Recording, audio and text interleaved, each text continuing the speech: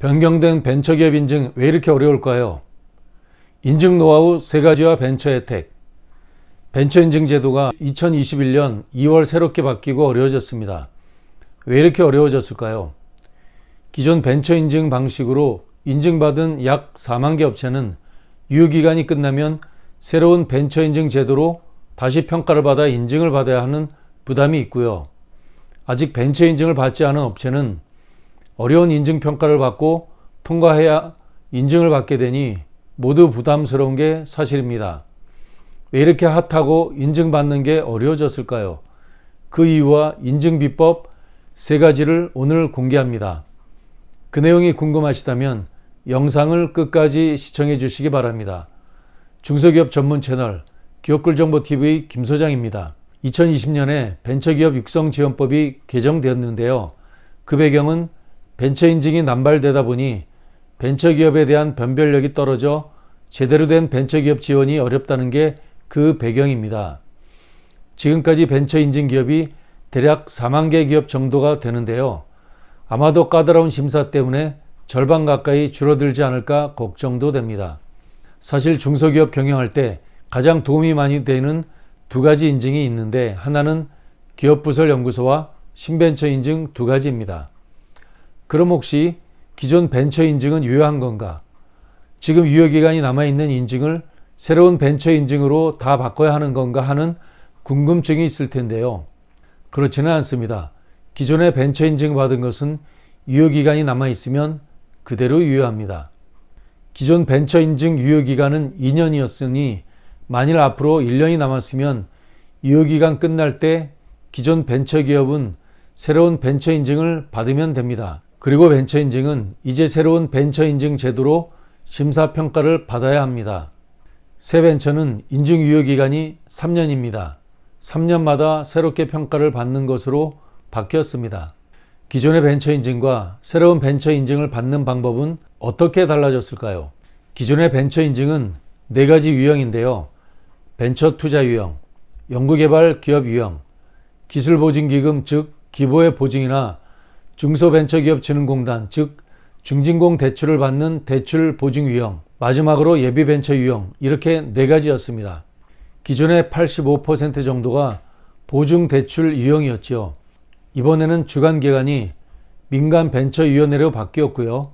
새로 바뀐 유형은 85% 정도 차지하는 기존의 보증대출 유형인데 벤처 인증에서 기보중진공 2개 기관이 빠진 거예요. 그 유형이 혁신성장 유형으로 바뀌었어요.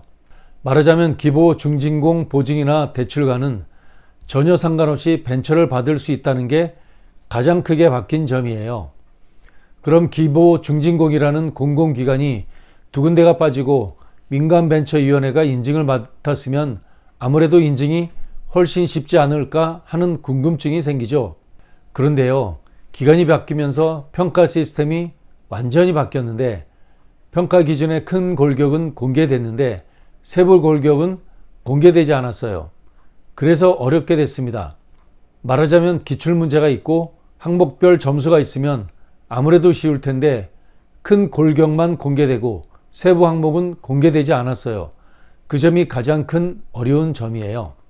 공공기관에서 민간기관으로 심사기관은 변경됐지만 평가 시스템이 공개 안 된 거군요. 그래서 인증 전문가인 김 소장이 기업꿀정보TV 구독자를 위해 노하우를 살짝 공개합니다. 저는 벤처 인증 제도가 바뀌기 오래전부터 벤처 인증 자문을 해왔고 새로운 벤처 제도가 도입될 때부터 지금까지도 계속 자문을 하고 있습니다. 뿐만 아니라 R&D 과제 지원 사업이나 중소벤처기업부의 창업 패키지 사업 그리고 다양한 정부 지원 사업을 자문하고 있기 때문에 터득한 심사평가 시스템이 있죠. 노하우 3개만 공개할게요. 첫째, 연구소나 전담부서가 반드시 있어야 합니다. 없으면 탈락한다고 100% 단정할 수는 없지만 벤처기업은 모두 연구소나 전담부서가 있습니다. 둘째, 특허, 실용신안, 디자인, 상표, 종자보호권이라고 하는 산업재산권, 즉 특허권이 반드시 있어야 합니다. 셋째, 벤처기술 사업계획서만 잘 쓴다고 되는 게 아닙니다. 이렇게 3가지인데요. 왜냐하면 벤처 인증은 사업계획서만 잘 작성해서 신청한다고 되는 게 아닙니다. 현장평가심사위원이 회사를 방문해서 한두 시간을 집중적으로 평가하는데 이를 통해 기업의 깊은 속까지 들춰서 평가합니다. 그래서 벤처기업이라는 기술성, 혁신성 등 기업의 내용이 부족하면 갖추고 준비해야 할 시간이 어느 기업은 3개월, 어떤 기업은 1년을 준비해야 벤처 인증을 받을 수 있게 되었습니다. 그래서 전문가의 자문을 받는 게 시간과 노력을 절약할 수 있는 지름길입니다. 이렇게 어려운 벤처 인증을 받았는데 도대체 어떤 혜택이 있는지 정리해 드릴게요. 혜택이 엄청 많은데요. 큰 혜택만 이야기하겠습니다. 첫째, 법인세, 소득세 50% 감면입니다. 둘째, 취득세 75% 감면인데요. 창업일 또는 벤처 확인일 후 4년간입니다. 재산세도 50% 감면입니다. 부동산 취득세 75% 감면, 어마어마합니다. 자세한 설명은 별도 영상을 참고하시면 되겠습니다. 마지막으로 저희 기업꿀정보TV 구독자분들을 위해 특별한 혜택을 드리겠습니다. 벤처 인증 가능성 무료 진단입니다.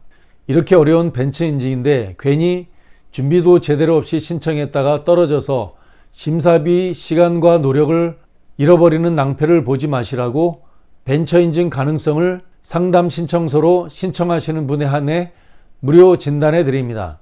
이 영상을 시청하시는 사장님, 꼭 새로운 벤처 인증 받으셔서 법인세, 소득세도 절세하시고 공장이나 사업장 매입할 때 취득세도 절세하시고 정부 정책 자금과 각종 정부 지원 사업 특혜도 팍팍 받으시길 기원합니다.